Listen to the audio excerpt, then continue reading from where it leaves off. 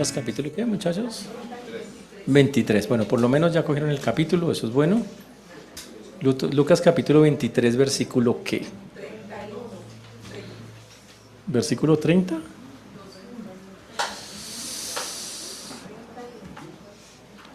Lucas 23, 31, dicen los hermanos. Estamos viendo el Evangelio de Lucas, lo estamos haciendo versículo por versículo. Significa, estamos explicando cada versículo de la palabra de Dios. Y lo que hemos visto hasta llegar a esta porción es que Lucas busca demostrar claramente que Jesús es el Mesías. Él busca que nosotros nos llenemos de confianza, entendiendo desde la perspectiva, claro está, desde la perspectiva de Dios, que hay un Dios grande, poderoso, que es el Señor Jesucristo. Y para hacerlo, Lucas acude al Antiguo Testamento, empieza con las profecías que tienen que ver directamente con el Antiguo Testamento, y nos señala a Lucas de una manera muy bonita y de una manera muy especial que el Antiguo Testamento confirma quién es Jesús. Dice que tenía que venir alguien a anunciarlo, que se llama un precursor, y efectivamente ese precursor es Juan el Bautista. La Biblia dice que Juan identifica cuando Jesús tiene 30 años y lo identifica y dicen, miren, ahí viene el Cordero de Dios que quita el pecado del mundo. También Jesús es ratificado por Dios mismo cuando en su bautismo dice, una voz del cielo dice, y este es mi Hijo amado, en quien tengo complacencia, que esa es la otra parte muy, muy, muy interesante y muy bonita. Jesús entonces empieza su ministerio, miles de personas lo siguen. Podemos decir que montones, miles de personas están tras él. El problema es que lo siguen por las razones equivocadas. El problema es que todos quieren un favor, todos quieren realmente sacar provecho de Jesús en lugar de realmente entender quién es Él. Y Jesús obviamente se da cuenta de que la gente es interesada y decide cambiar su manera de enseñanza y la cambia por una enseñanza de parábolas. Una parábola es una historia, tiene una historia, una ilustración con una verdad espiritual detrás, y Jesús dijo, ahora enseño así, para que solo el que tenga un corazón para mí la pueda entender. Y efectivamente así ocurrió, empezó a hacerla de esa manera. Sigue el ministerio, pero también sigue la oposición. Miles de personas lo siguen, pero los líderes religiosos se enojan más, porque es que Jesús hablaba con autoridad. Los religiosos eran simplemente gente que hacía ritos y hablaba por hablar, básicamente. Entonces la gente se va detrás de Jesús, ellos sienten que les está quitando adeptos, sienten envidia de Jesús y deciden que quieren matarlo. Eso es desde el comienzo del ministerio. Cuando ya llegamos a esta última semana que estamos estudiando, uno ve cómo Jesús en esa última semana, que ya ahorita el mundo celebra, que llama Semana Santa, en ese domingo de Ramos, que así lo llama el mundo, Jesús entra a Jerusalén, aunque es un lunes, pero entra a Jerusalén, y cuando entra a Jerusalén, lo primero que hace es tumbar las mesas de los cambistas. Habían convertido la casa de Dios en un negocio. Y el Señor dice, no, voy a quitar eso de ahí. Efectivamente, levantan las mesas de los cambistas, los líderes religiosos se enojan más, y entonces dicen, hay que hacerlo caer. Y le mandan personas para que Jesús diga algo que lo acuse ante los judíos o ante los romanos. No lo logran. Al contrario, Jesús sale victorioso, y al salir del templo les dice que ninguna de esas piedras del templo quedará en pie, sino que caerán piedra sobre piedra, será destruido el templo. Después de eso sale a celebrar la Pascua con sus discípulos, incluido Judas también, que está ahí. Y en la Pascua el Señor, Judas sale para traicionar al Señor, y el Señor instituye lo que llamamos hoy la Santa Cena. Durante un pedacito de la Pascua instituyó la Santa Cena. Y una vez terminada salieron, como era costumbre, a orar. Pero recordemos que eso es a las 12 de la noche más o menos. Salieron a orar a las 12 de la noche, se fueron allá, oraron largamente. Dice que oró el Señor, pidió ayuda porque sabía que lo que venía era muy difícil, pero no obtuvo ayuda, y ya además después de 1 hora y pico de oración, el Señor se levanta y dice, ya viene el que me entrega. Judas le da un beso, lo vende, lo llevan y empiezan los juicios de Jesús. Primero en el patio de un sacerdote que ya no era sumo sacerdote. Pedro se va detrás, queda encerrado en el patio y lo niega 3 veces. Terrible lo que le pasó a ese hombre, queda ahí. Después de eso lo llevan, ahí obviamente lo golpean un poco, y encuentran supuestamente una acusación de Jesús contra el judaísmo, supuestamente contra la religión judía. De ahí lo mandan donde Poncio Pilatos, quien lo mira y dice, no encuentro nada, y no lo encuentra. Y entonces se lo manda a Herodes, que está también por ahí en las fiestas de ese lugar, y Herodes, buscando que Jesús haga un truco, y como no lo hace y se queda callado ante él, lo azota terriblemente y lo devuelve a Pilato. Pilato vuelve y le habla a la gente, le dice, este hombre es inocente, lo hace en 3 ocasiones, pero la gente está ya con su corazón envenenado, y deciden, impresionan tanto a Pilato, que no tiene carácter, que él decide que hay que llevarlo a crucificar. Primero azotan más aún a Jesús. Entonces estamos en una escena donde Jesús ya empieza su recorrido hacia la cruz, que la vimos la vez pasada. Jesús lleva más de 20 horas sin dormir, ha sido golpeado varias veces, está ensangrentado, posiblemente sin piel en la espalda, no tiene fuerzas. Por lo tanto, eso explica por qué no pudo cargar la parte de la cruz que le tocaba. Ponen a otro hombre que se llama Simón a que la cargue con él, a que se le ayude, entre comillas, que le ayude supuestamente a llevar la cruz, y lo hace. Simón de Cirene, como dijimos que se llamaba este hombre. Y estuvimos hablando de la importancia de que cada uno lleve su propia cruz, que seguir a Cristo implica que hay unos costos, no económicos, sino un costo en el cual seguir a Jesús va a traer consecuencias. La gente no nos quiere, la gente va a criticar, juzgar, pero es parte de que la Biblia dice, si alguno quiere venir en pos de mí, niéguese a sí mismo, tome su cruz cada día y sígame. Y hoy vamos a entrar a un texto muy bonito, muy bonito. Vamos a estar hablando de 3 versículos de la Biblia, pero vamos a enfocarnos solo en uno más que cualquier otro, porque la importancia que tiene para nosotros, ya cuando Jesús está camino a la cruz, es vital e importante. Por eso vamos a ir a Lucas 23, 32. Lucas 23, 32. Lucas 23, 32. Muy bien. Pero antes de eso vamos a orar, vamos a pedirle al Señor que nos dirija en todas estas cosas para su gloria y para su honra. Padre precioso, te damos gracias por este tiempo, gracias por cada persona que has traído, gracias por cada persona que nos escucha. Rogamos, Señor, que nuestra mente y nuestro corazón esté dispuesto, quita todo aquello que no te ha glorificado en pensamientos, palabras, acciones, y ayúdanos, Señor, a poder hacer lo que realmente es importante y valioso. A ti damos todo honor, toda gloria, Señor, y pedimos muy humildemente, Señor, que hoy podamos salir edificados, que nos ayudes, Señor, a que así sea. Ten misericordia de todos los que nos escuchan y de tu siervo quien habla en Cristo Jesús. Amén y amén. El texto dice en Lucas 23, 32, llevaban también con él a otros 2, que eran malhechores para ser muertos, así como aparece en pantalla. Llevaban también a otros 2, que eran malhechores para ser muertos. Vamos a una de las escenas que se da en las afueras de la ciudad de Jerusalén, a un lugar que vamos a describir que se llama el Gólgota. Y allí ocurrió uno de los momentos más trascendentales de la historia. Algo increíble estaba por ocurrir. Hoy vamos a mirar qué es el ejemplo que deja Jesús de cómo nosotros tenemos que reaccionar ante personas que son hostiles, que nos critican, nos atacan, que incluso nos someten a cosas terribles. Increíble lo que dice el Señor en esta escena. Increíble lo que hace Jesús, viviendo en su humanidad sin dejar de ser Dios, como un ejemplo impresionante de cómo es el amor del Señor hacia la humanidad.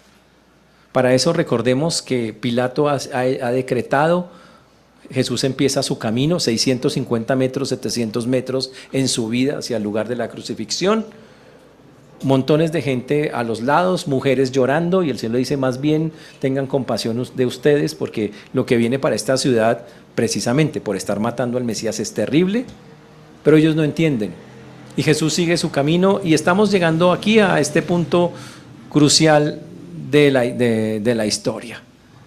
La crucifixión, que vamos a mirar a continuación, es el punto más alto en el libro de Lucas. Es el punto más fuerte, y Lucas nos lo va a mostrar como el cumplimiento definitivo del plan de Dios, como una de las cosas más importantes dentro del plan del Señor. El texto comienza diciendo que llevaban con él a otros dos que eran malhechores. La palabra malhechor que utiliza Lucas se traduce literalmente hacedores del mal. Llevaban a Jesús al lado de dos hacedores del mal. Jesús nunca hizo el mal, pero tenía a un lado y a otro a dos hacedores del mal. Marcos dice, la palabra que utiliza Marcos dice bandidos, insurgentes. Es la palabra que utiliza Marcos para describirlos. Lo increíble es que el inocente Cordero de Dios era conducido a la muerte como si fuera un malhechor, aunque no lo era, y tremendamente humillado. La humillación era impresionante. Y no hay grandeza, en este texto no podemos medir la grandeza de lo que Jesús está haciendo hasta terminar la cruz.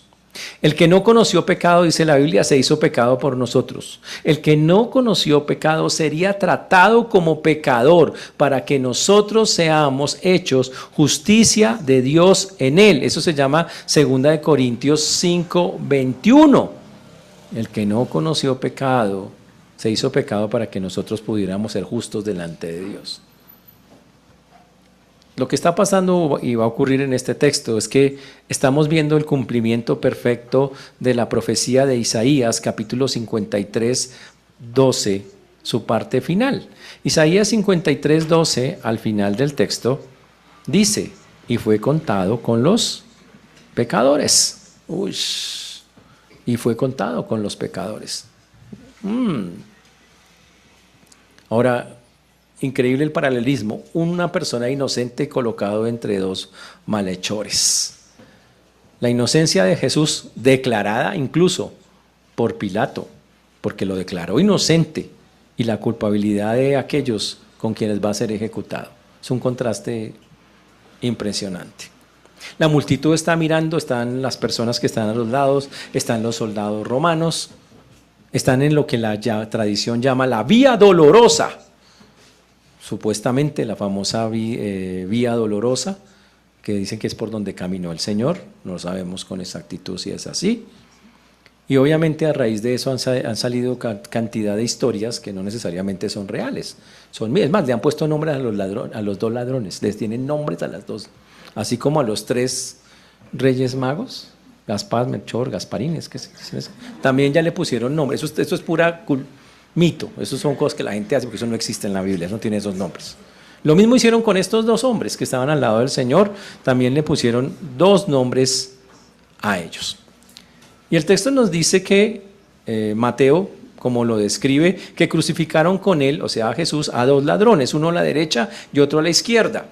Y Juan dice que simplemente lo crucificaron y Jesús estaba en medio. Tres cruces en esa loma que se encontraba allí.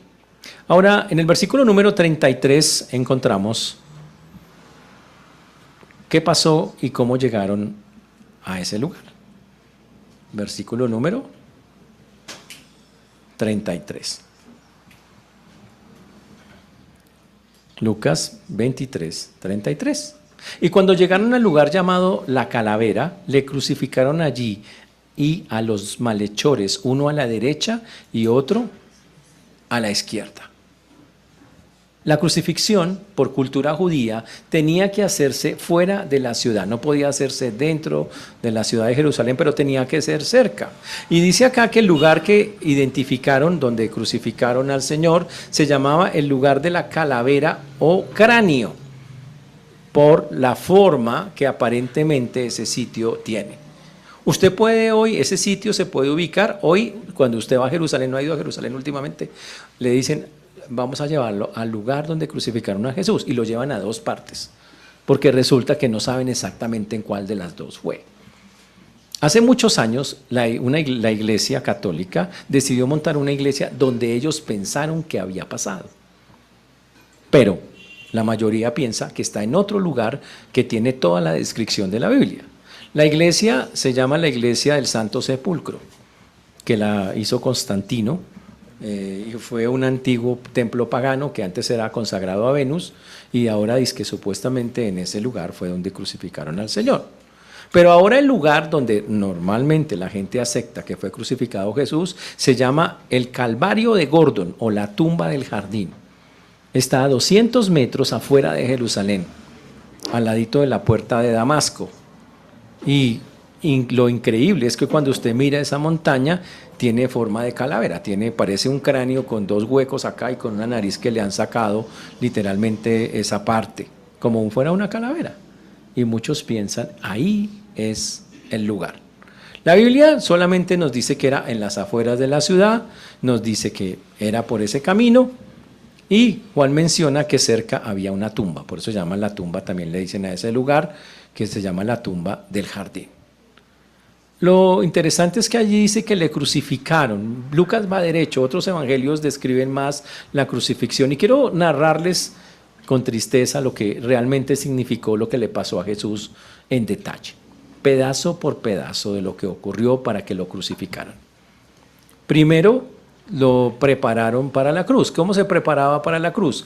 El poste vertical que iba en la cruz tiene dos palitos, el poste vertical era clavado en esa montaña. Se aseguraba, se abría un hueco, se metía, se aseguraba con piedras grandes para que quedara parado, esperando a la persona que traía el otro palito, el palo que estaba horizontal. Jesús viene, pero como no puede, Simón de Cirene le ayudó a cargar eso. Cuando llegaban ahí, desnudaban completamente al condenado, totalmente. Todas las escenas donde Jesús está vestido es por pudor, pero no es porque así haya ocurrido. Toda la historia judía narra que la crucifixión se llevó a cabo desnudo. Era parte de la humillación que la persona tenía que recibir, estar completamente desnuda en la cruz. Después se colocaba, la persona ya traía el palo si lo podía soportar y simplemente lo acostaban, y cuando lo acostaban la persona tenía amarradas acá los brazos. Y entonces venía la persona que literalmente iba a fijar los clavos. Cogía un clavo de 17 centímetros de largo y lo pasaba a través de las muñecas. Tenía que ser alguien muy hábil para no romper los huesos, cosa que cuando el clavo entrara quedara clavado en la madera y alcanzara a sostener al prisionero. Antes, la práctica, según la historia, era ponerlo en la mano, pero el problema es que los prisioneros se les caían, porque la mano se abría y el prisionero iba de frente. Entonces, para evitar eso, perfeccionaron la técnica de introducir los clavos entre las muñecas. Y lo hacían. Y si quedaba bien, la persona quedaba asegurada y sostenida totalmente y el cuerpo empezaba a irse hacia adelante. Fijaban después de eso, cuando ya lo tenían fijado ahí, lo subían con cuerditas y lo ponían en la cruz para que casara ya con la otra parte. Y aseguraban la cruz con clavos que quedara metido ahí. La parte de abajo de las piernas, entonces, fijaban las piernas directamente a la cruz, ponían una sobre la otra y cogían otro clavo y pasaban por los dos pies, cosa que quedara clavado totalmente allí. Para que el prisionero sufriera más, tenían a veces como un descansito chiquito en los pies. Eso era para que el prisionero pudiera hacer fuerza, porque resulta que cuando usted se va hacia adelante el aire le empieza a faltar, entonces porque no tiene dónde apoyarse. Entonces las personas trataban de poner algo del pie sobre ese pedacito, como cogían un poquito más de aire, pero eso lo que hacía era prolongar la agonía. La idea era que la persona durara lo más que se pudiera agonizando hasta morir. Jesús lleva más de 20 horas sin dormir, está clavado a esa cruz, ha perdido más o menos el 30% de su sangre en ese momento en que está allí, y ahora está sufriendo dolores tremendos. Ahora lo elevan, queda suspendido en el aire y empieza un intenso dolor por la perforación de los nervios, porque obviamente tienen que pasar por encima por un montón de nervios que van siendo destruidos. Eso produce espasmos musculares, produce dificultad para respirar. Entonces el crucificado tiene que tratar de impulsarse con las piernas para respirar hasta donde puede, pero eso solo prolonga el dolor y la agonía. Hay datos de los romanos de que presos lograron durar 8 días colgados. Tremendo. Normalmente duraban 2 o 3 días. También la sed se hace insoportable por la pérdida de tanta sangre. La persona está sedienta. Además estamos hablando de que estamos casi, son las 9 de la mañana cuando comienza la crucifixión, empieza a salir el sol, estamos en un lugar donde el sol pega fuertísimo y eso es lo que está viviendo Jesús. Entonces el dolor es impresionante. Aparte de eso tenemos que pensar en la vergüenza moral por la desnudez pública. Uy, que es tremenda. Y cuando llegaron a ese lugar de la calavera, el Señor queda allí. Y Mateo nos dice que hubo personas que le dieron a beber vinagre mezclado con hiel, como para tratar de suavizar o de calmar un poco la sed que tenía. Obviamente lo hicieron también con los otros, pero dice que Jesús no quiso beberlo. Uy. Marcos nos dice que le dieron a beber vino mezclado con mirra, eso es un narcótico. Y él no quiso, dijo no voy a tomar eso. Y no lo quiso tomar. Y llegó a su cruz y quedó literalmente suspendido en el aire. Y uno dice, wow, ¿qué? A veces uno piensa que la cruz fue un evento sencillo y fue algo muy duro, muy doloroso. Recuerden, Jesús, el que está colgado en la cruz, es 100% hombre y en su humanidad está viviendo cada pedazo físico, emocional, como hombre, pero es 100% Dios. Él nunca dejó de ser Dios, aún estando en esa cruz, y lo va a demostrar a continuación. Y después viene la oración que para nosotros es absolutamente importante como creyentes, que tiene una connotación teológica impresionante. Y dice, y Jesús decía, Padre, perdónalos, porque no saben lo que hacen. Cuando hablamos de este texto, tenemos que hablar del perdón. Cuando estamos hablando de este texto, tenemos que entrar a hablar específicamente de lo que significa el perdón. El tiempo del verbo, como está escrito, que decía, significa que Jesús repitió esto varias veces desde esa cruz. Ese y decía estaba diciendo de algo que él hacía constantemente, la repitió varias veces. Y él dijo, perdónalos. Uy, en pocas palabras, Señor, déjalos ir, libéralos. Señor, abandona la deuda que están teniendo. Señor, quita todo reclamo legal que merece la injusticia que están cometiendo. No se la cobres. Esa es la petición que está haciendo Jesús en esa cruz. Abandonar la deuda. Lo que Jesús estaba diciendo y el significado del perdón en la cruz es tan importante para nosotros porque el término que el Señor utiliza tiene muchos aspectos, permítame decírselos. El perdón es la liberación de una carga, porque el verdadero perdón libera tanto al ofendido como al ofensor. ¿Sufre usted de falta de perdón con algunas personas? ¿Es usted todo rayado y resentido con algunos? Te dice, no le hablo a mi abuelita hace 15 años, 8 meses, 7 días, desde que regañó a mi mamá. ¿Es usted esa clase de personas que se toca con la gente? La Biblia dice que si usted es así, tienes un grave, súper serio problema, porque eso es una carga en tu vida, al igual que es una carga en la vida, tanto del ofendido como del ofensor. El Señor sabe esas cosas, entiende lo que significa la palabra perdonar. Perdonar significa cancelar una deuda. No solo es suspender el cobro, como dirían algunos, no, es eliminar completamente el registro, es coger las facturas que usted va a cobrar y las coge en la mano y hace, no hay factura, no hay nada que cobrar. Eso es lo que está pidiendo el Señor cuando eleva esa oración. Pero también lo que el Señor está diciendo es, renuncio a todo derecho de retribución. No exigiré que lo que hicieron me lo paguen en alguna manera. No lo exigiré. Y el Señor en esa cruz estaba pidiendo literalmente eso.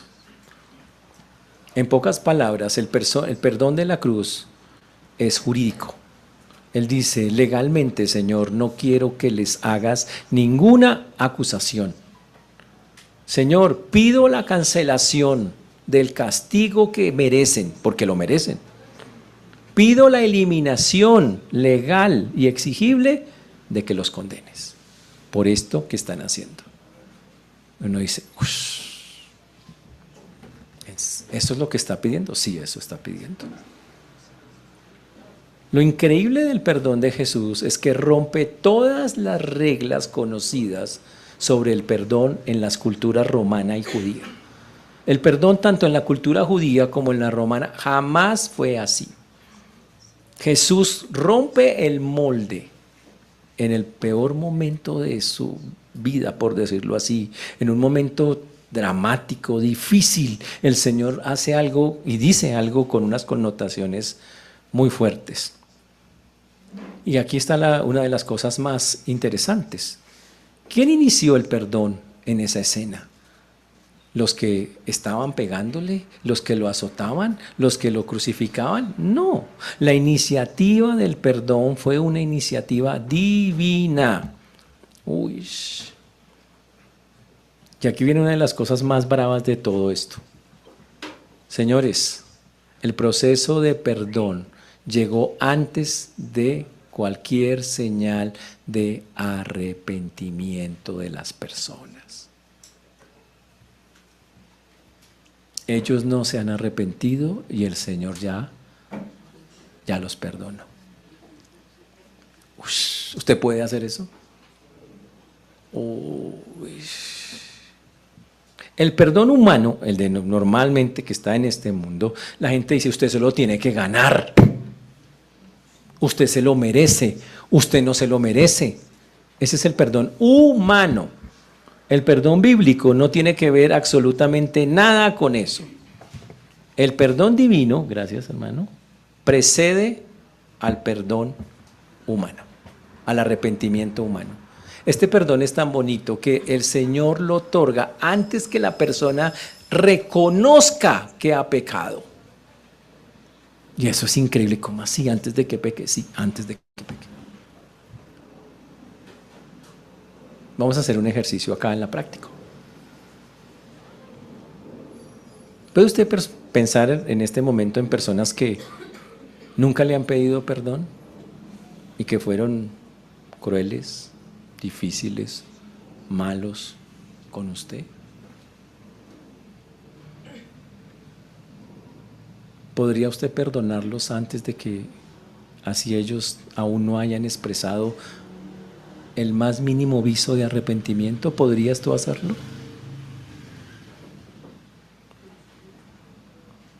Ahora te voy a decir cómo debe ser. ¿Entiendes que no es de escoger, que es un deber hacerlo? ¿Tengo? Sí. ¿Y por qué? Ya lo vamos a explicar. Pero le pregunto, ¿puede consentir eso en su cabeza? ¿Perdonar a la gente antes de que se arrepienta? Y yo miro las caras de algunos y digo, parecen como los taxis, que los perritos esos que ponen y hacen así. No me parece, pastor. No me parece justo. La persona no ha dicho nada. La persona ha sido mala. ¿Qué tal uno tener que...? Yo le pregunto, ¿acaso no fue lo que hizo el Señor con nosotros?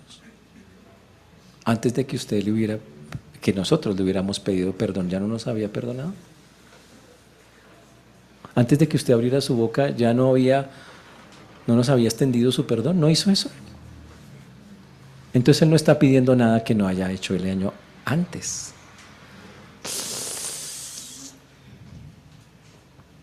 Por eso lo que está haciendo el Señor es una cosa que contradice totalmente todas las culturas que en ese momento existían y cualquier forma de perdón conocida en ese momento. Y el que conoce, increíble, pero el que inicia el proceso es el ofendido.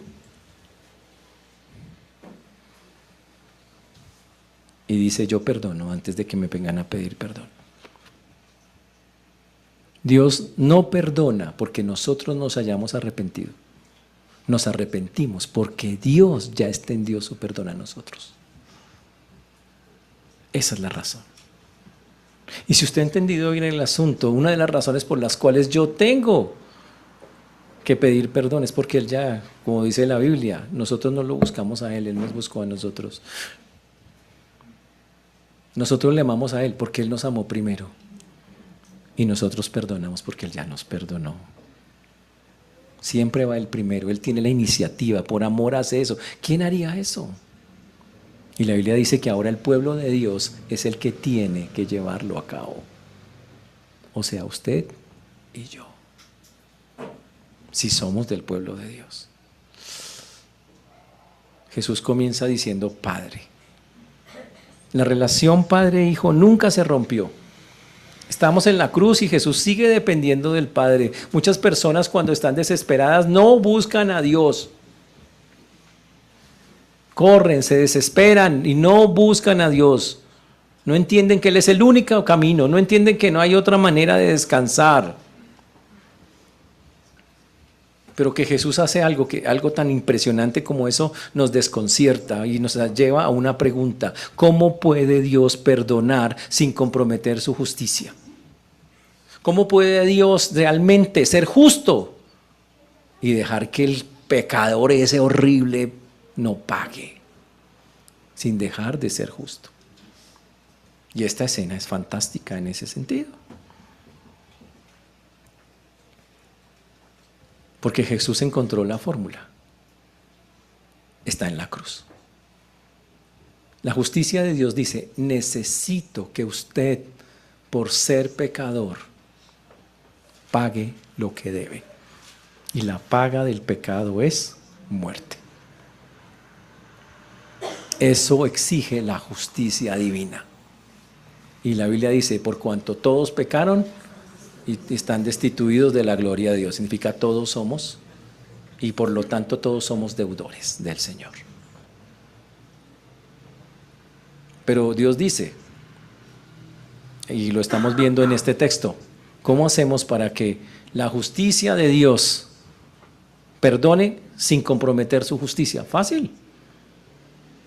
El Señor mismo dijo: ustedes necesitan pagarme. Si no me pagan, no puedo ser justo. Sería una injusticia que ustedes pecaran y no la pagaran. Ahora, ¿cómo hago para perdonarlos y que sea justo? Entonces Él dice: como ustedes, eso es tan difícil, yo mismo voy a enviar a mi propio Hijo, que es Dios mismo, y ese Dios mismo va a pagar la deuda que tiene con Dios mismo. Ese es el concepto, suena corrido, pero así fue como ocurrió. Dios dice: yo voy a pagar lo que ustedes me deben. Y para hacerlo, lo hace bajo las mismas reglas de justicia que Él dijo. Sin derramamiento de sangre, no hay remisión, no hay pago, no hay pecado, de pecados. Y como Él es justo, dice: listo, voy a cobrar. Y lo cobró en su propio Hijo. Señores, la salvación, el perdón que nosotros obtuvimos no es una gracia barata. Fue algo muy costoso. Le costó la vida al Señor.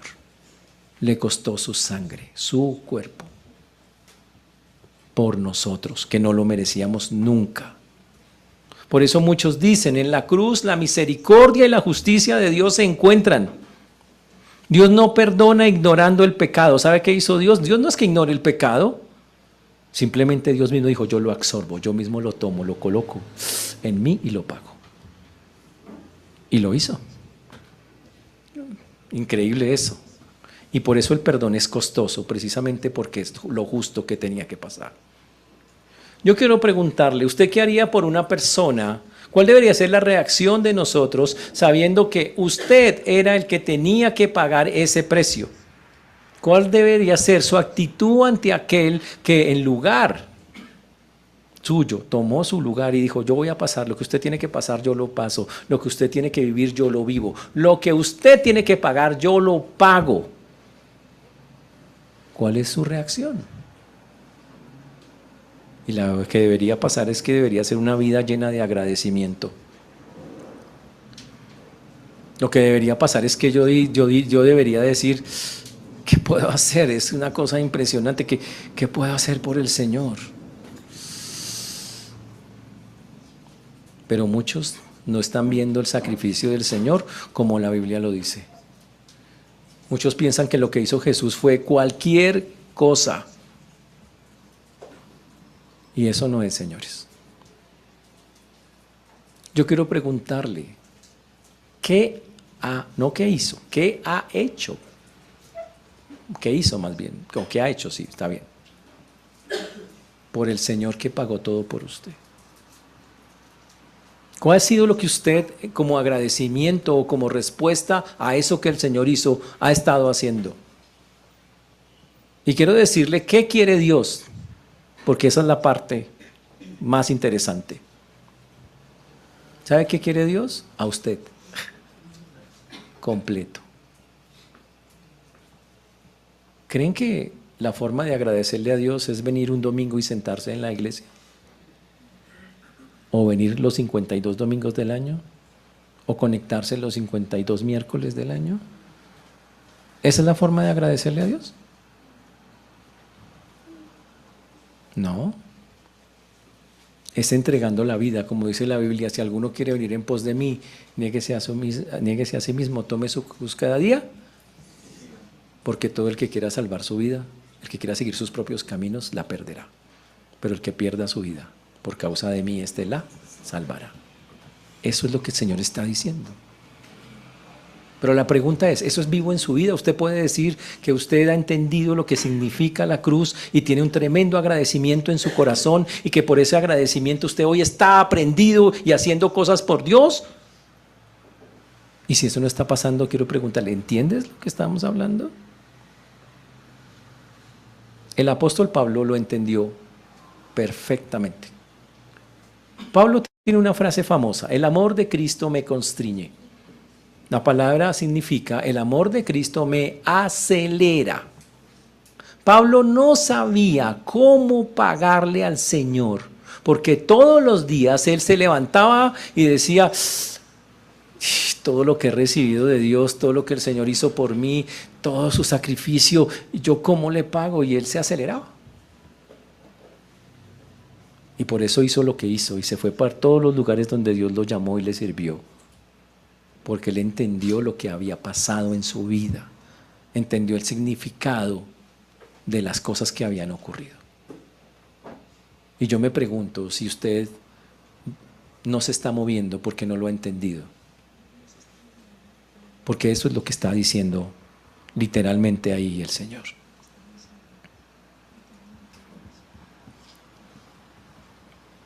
Por eso el Señor dijo: Señor, perdónalos. Los perdonó antes de que se arrepintieran. Y el Señor dio una razón: porque no saben lo que hacen. ¿Quiere decir que si yo no sé lo que estoy haciendo, estoy excusado de lo que hago? No. ¿Ellos eran ignorantes en todas las cosas? No. ¿Ellos sabían que vendría un Mesías? Sí, ellos sabían que, pero no quisieron creer que era Jesús. La ignorancia, señores, que menciona Jesús, no elimina la culpabilidad. Dios en la Biblia dice: eres responsable, y la Biblia lo señala así, también de la muerte de Jesús. Tenemos un versículo muy bonito en 1 de Timoteo 1:13, por favor. 1 de Timoteo 1:13. Pablo dando su testimonio. En 1 de Timoteo 1:13. ¿Y qué dice Pablo allí, habiendo yo sido antes blasfemo, perseguidor e injuriador, mas fui recibido a misericordia porque lo hice por ignorancia en incredulidad. Wow. Pablo dice, yo no quise creer, yo no sabía, pero él entiende que eso no lo excusa. Eso no lo excusa. En el judaísmo del primer siglo, ¿saben cómo se perdonaba? Había 3 pasos para perdonar. Primero tenía que haber arrepentimiento. El que había ofendido tenía que decir, perdón, yo me arrepiento, esto estuvo... Segundo, la persona para que valiera tenía que restituir, si era posible hacerlo. En la mayoría de los pecados no hay restitución. Yo no puedo devolver el daño producido por el pecado. En el 90 y pico % de las veces no puedo devolver el daño. Pero si podía, tenía que hacerlo. Y la tercera cosa era que tenía que haber la mediación sacerdotal a través de un sacrificio, de un sistema sacrificial. Tenía que haber uno de esos. Jesús cumple los 3. Jesús, y aquí viene la parte interesante, tenía que haber arrepentimiento. Usted dice, ¿Jesús pecó? No. ¿Se arrepintió? ¿Tenía de qué arrepentirse el Señor? No. Y aquí viene un punto que es impresionante en esta historia que estamos mirando nosotros. Un punto que es doloroso y descrestante para todos y cada uno de nosotros. Cuando el Señor dice perdónalos porque no saben lo que hacen, hay algo terrible en el significado cuando miramos lo que significa en el texto eso. La Biblia habla claramente sobre los pecados que se cometen de manera voluntaria. En la Biblia, los judíos habían estipulado sacrificios para toda clase de pecados, pecados no confesados. Había un sacrificio que pagaba esos pecados. ¿Qué pecados hechos contra? Bueno, había una selección de cosas así. Pero no había y no existió un pecado que se pagara por el pecado hecho a propósito. No había ninguna cosa que lo pagara. Ningún sacrificio expiatorio por pecados cometidos de manera voluntaria. O sea que usted decía, yo voy a hacer esto y voy a pagar por... Interesantísimo eso. Increíble eso. Y entonces dice uno, ¿y cómo así? Y entonces, si eso no era así, ¿cómo entonces nosotros somos perdonados? ¡Wow! Vamos al Antiguo Testamento para ratificar esto. Números 15, 30, 31. Números 15, 30, 31. O sea, estos 2 pecados. Números 15, 30, 31.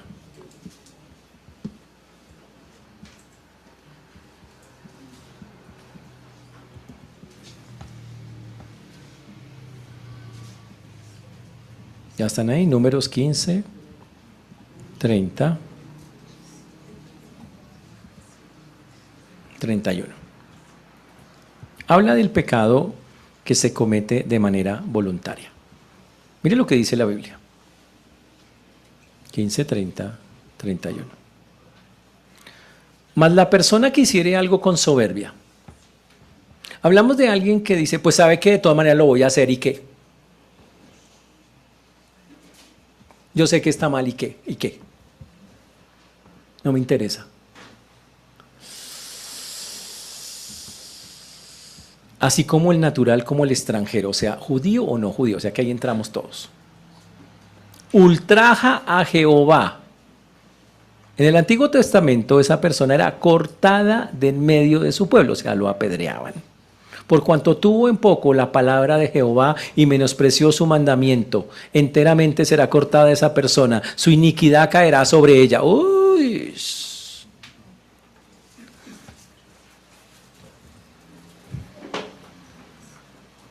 No hay perdón para esos pecados. No tiene perdón, por decirlo de una manera clara. O sea, otra traducción dice, cualquiera que peque de manera altiva, que alce su mano, no tiene sacrificio expiatorio. Wow. Y Jesús sabe la ley judía.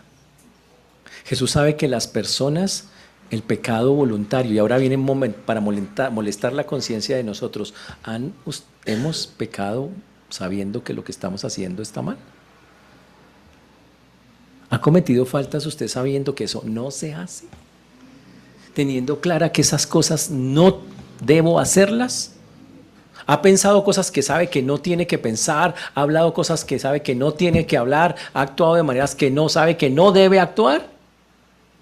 Entonces, como alguien dijo, te la dedico. Dediquémonosla todos. Eso somos nosotros. Entonces, ¿qué esperanza hay? Ese versículo.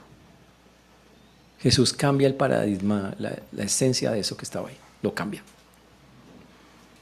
Jesús dice, sé que no existe un perdón expiatorio por cometer pecados intencionales. Pero ahora Dios mismo en la cruz ora para que se perdonen. Y dice, Señor, perdónalos porque no saben lo que hacen, que es básicamente lo que está diciendo el Señor. Entonces lo que hace Jesús es transformar un pecado voluntario en una acción involuntaria por ignorancia. Él lo está haciendo y lo está describiendo de esa manera. Uy.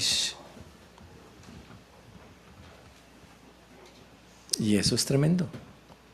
Eso no elimina la responsabilidad de nosotros en eso, pero abre la puerta para el perdón, porque Dios mismo lo solicitó en la persona de Jesús. Dios mismo lo solicitó a Dios mismo, si lo quiere ver de esa manera. Uy. ¿Está claro el punto? Entonces, lo que pasó en la cruz no es cualquier cosa, no es un evento barato, es un asunto costoso, fuerte, teológicamente impresionante. Algo muy, pero muy, muy fuerte para nosotros, algo de un tremendo significado. Porque lo que Jesús hizo cambia radicalmente el modelo de perdón, porque el modelo de perdón bíblico dice, perdonen sin exigir arrepentimiento. ¿Puede hacer eso? Qué duro, ¿no? Para algunos. El Señor en Jeremías 31:34 dice, perdonaré la maldad de ellos y no me acordaré más de su pecado.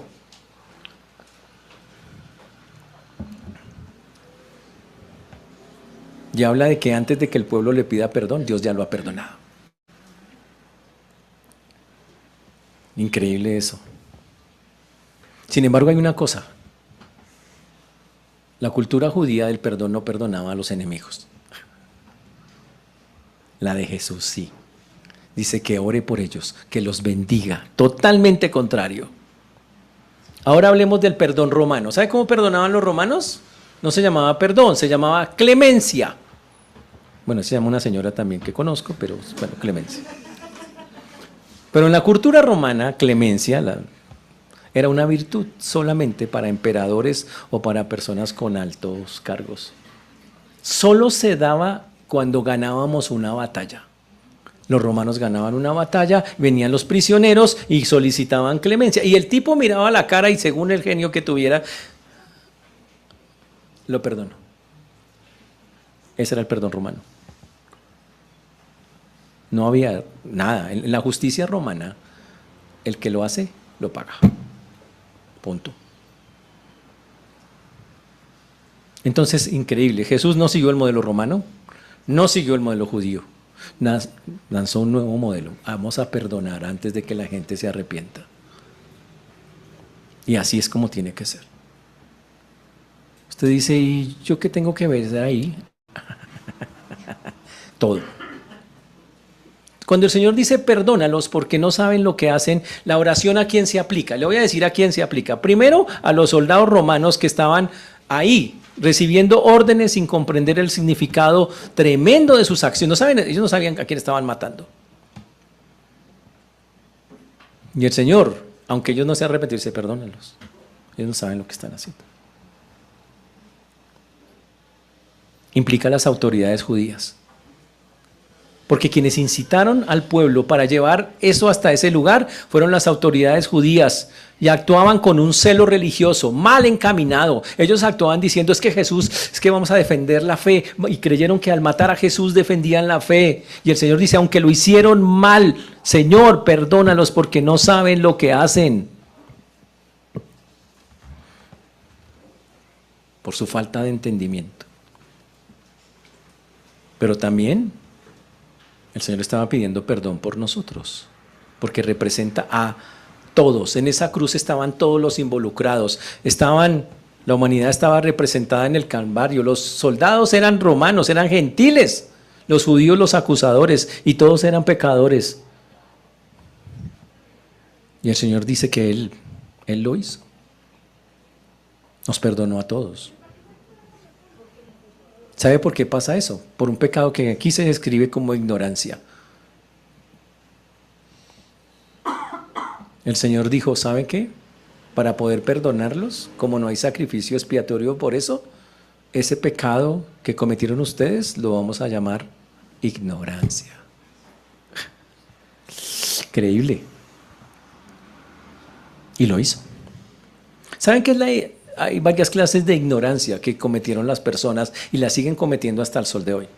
Hay una ignorancia aquí, cognitiva o como razonable, que la gente no comprende la identidad verdadera de Jesús. ¿Sí sabe que la Biblia dice que si la gente comprendiera quién es ese hombre, no lo hubieran crucificado? Primera de Corintios 2:8 lo dice claramente. Primera de Corintios 2:8. Ninguno de los príncipes de este siglo conoció, porque si la hubieran conocido, nunca habrían crucificado al Señor de gloria. Nunca. Ignorancia cognitiva se llama eso. ¿Sabe por qué otra clase de ignorancia la gente hizo eso y también pasa igual que hoy? Hoy la gente en su mente no concibe a Jesús como Dios, no concibe a Jesús como Salvador, es la misma cosa. La otra ignorancia es la ignorancia moral. No comprendieron la magnitud del crimen que estaban cometiendo. Tenían ceguera espiritual y creían que ellos estaban por encima moralmente de aquel que estaban crucificando. Él es un bandido, un malhechor, yo soy alguien, yo estoy mejor que él. Hoy muchos se consideran que no son malos. Es que yo no mato, yo no robo, no le hago mal a nadie. Soy una almita de Dios. ¿En serio usted es un alma de Dios? No creo. Todos somos pecadores, dice la Biblia. Y la más grave, la ignorancia espiritual.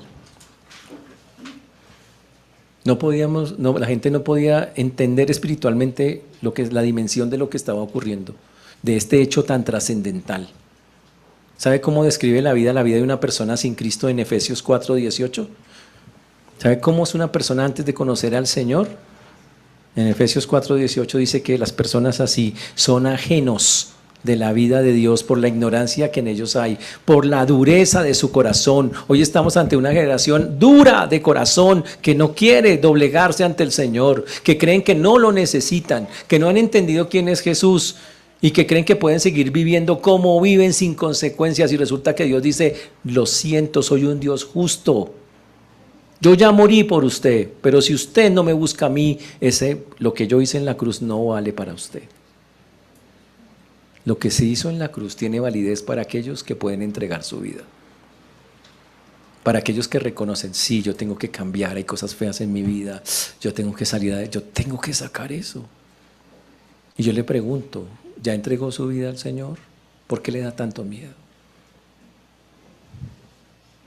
¿Prefiere vivir sin Él? ¿Es mejor? ¿Seguro? No creo, hermanos. Entonces viene la parte más aplicativa y dolorosa para nosotros. El perdón es algo que Dios es innato en Dios y por eso en Jesús, en esta escena, lo vemos clarito. En la Biblia, todo el tiempo, Dios es llamado fuerte, misericordioso, piadoso, tardo para la ira, grande en misericordia. Esa es la esencia de Dios. Dios es amor, es perdón, pero también es justicia. El pecado, señores, el perdón divino no ignora el pecado. Recuerden, solo lo absorbe, pero no quita las consecuencias. El perdón es gracia, una gracia muy costosa, le costó al Señor. Esa fue la forma en que Dios dijo, voy a restaurar la relación entre Dios y el hombre. Es la única manera, cobrando lo que el hombre debe. Y lo cobró en su propio Hijo, en Jesús. Y la deuda quedó cancelada. Y la Biblia dice que cuando la deuda se canceló, dice, y esto proviene de Dios, que nos reconcilió consigo mismo por Cristo, por el sacrificio de Cristo, como dice 2 Corintios 5, 18 y 19. Y ese perdón del Señor incondicional se extiende antes del arrepentimiento, pero se requiere que usted lo acepte para ser efectivo. Que usted lo entienda. Si usted no se mete con el Señor, todo lo que digo no tiene ninguna validez para usted. El paso para que esto funcione, Señor, yo soy un pecador, ya entendí. Tú, sin que yo me arrepintiera, tú ya me perdonaste. Como ya me perdonaste, ya entendí. Perdóname, yo hasta ahora entiendo, hasta ahora comprendo, hasta ahora discierno esto. ¿Cuántos pecados perdonó el Señor? No hay pecado demasiado grande para ser perdonado. Y aquí tengo un versículo tan bonito, Isaías 1:18, para entender que no importa lo que ha pasado en nuestra vida, Dios perdona. Porque aunque vuestros pecados sean como la grana, un color que resalta, intenso, como la nieve serán emblanquecidos. Dios va a transformarte, a limpiarte. Esa es su promesa, eso es lo que Él dice. Pero aquí tenemos la tarea de nosotros, señores. Y espero que sonrían ante la tarea. Los perdonados deben convertirse en perdonadores. Ush. ¿Puedes hacerlo? Te dice, pero ¿en serio la Biblia dice eso? ¿En dónde dice la Biblia que yo tengo que hacer así? Bueno, les voy a dar el versículo para que no haya problemas. ¿Listo?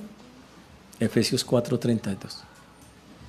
Perdonándoos unos a otros como Dios también os perdonó a vosotros en Cristo.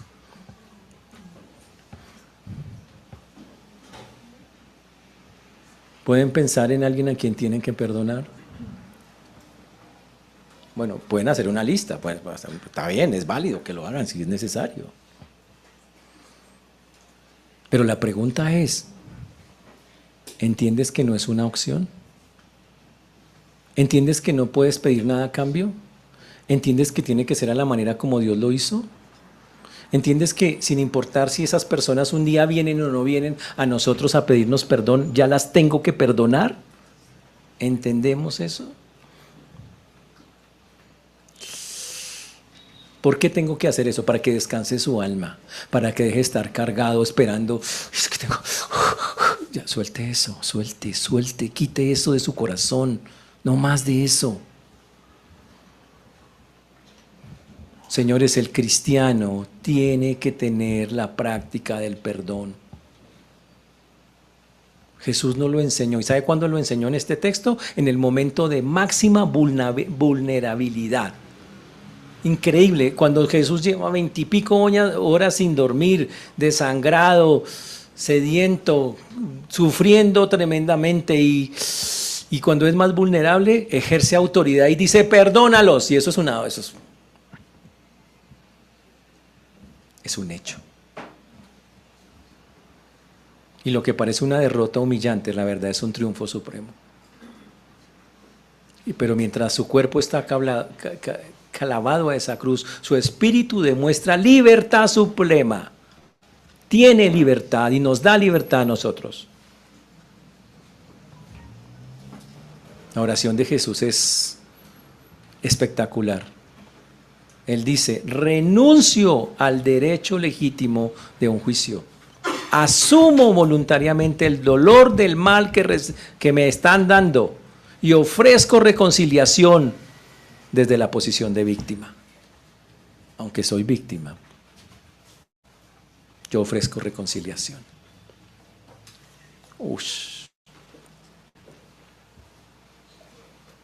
El perdón no es olvido, señores. No niega la gravedad de las cosas que otros hacen. Pero la Biblia dice: lo suelto. Pero dice la Biblia: no me acordaré más. No traeré más a memoria esas cosas. No estaré ahí diciendo: tú hiciste, no. No es que nunca lo pueda olvidar. La Biblia por eso no usa la palabra olvidar. La Biblia dice: no recordar, no traer acá. Ya no más. Pero usted tiene que tomar una decisión hoy. Tiene que decidir cómo va a vivir. ¿Lo va a hacer una disciplina espiritual en su vida? ¿Sí o no? Porque lo que estoy diciendo lo tiene que aplicar hoy, mañana y toda la vida, porque estamos en un mundo caído donde vamos a sufrir y gente nos va a herir. ¿Va a ser una disciplina de tu vida? ¿Va a ser el testimonio? ¿Vas a entender que esto es parte de lo que tienes que meter a tu vida? Porque eso es lo que debe ser el perdón para nosotros. Señores, por eso, para salir de acá, yo espero de todo corazón que nosotros practiquemos lo que aprendimos hoy. Ore por sus enemigos. Perdónelos. Yo sé que no se lo merecen, como nosotros no nos merecíamos tampoco la salvación. Pero el Señor dice que así es que debe ser. Por eso el corazón del mensaje cristiano es: Señor, Padre, perdónalos. En medio del sufrimiento, Dios dice: esa era mi misión, a eso vine. Vine a revelar un Dios que perdona y para que vivamos en Él y desde ese perdón. Y yo ruego, señores, que estemos recordando esto y más que eso, practicándolo. Que el Señor nos ayude, hermanos, y podamos llevarlo a cabo. Pongámonos de pie, por favor.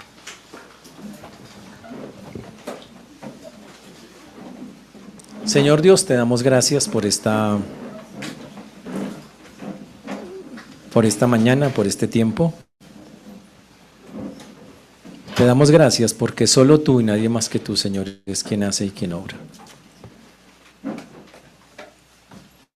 Te damos gracias, Señor, porque solo tú eres Rey de Reyes y Señor de Señores.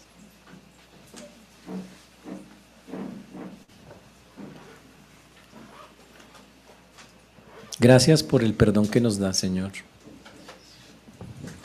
y que solo fue válido porque, aunque lo hiciste en tu humanidad, el hecho de que seas Dios hizo que fuera aceptable al Padre. Rogamos que nosotros podamos haber aprendido la lección. Y como dice la palabra, perdonándoos unos a otros, como Dios también nos perdonó a vosotros en Cristo. Señor, ayúdanos a entender que el principio de perdonar sin que la gente se arrepienta es algo que debemos estar haciendo constantemente. Ayúdanos a comprender esa verdad, a vivirla, a entender que tú nos mostraste ese ejemplo tan increíble de, siendo Dios en tu humanidad, perdonarnos, ejerciendo tu autoridad de Dios supremo, grande, único, ante personas, Señor, que no merecían nada de esas cosas. Por eso a ti el honor, la gloria, la honra, la alabanza te damos. Ahora ayúdanos a practicarlo en Cristo Jesús. Amén.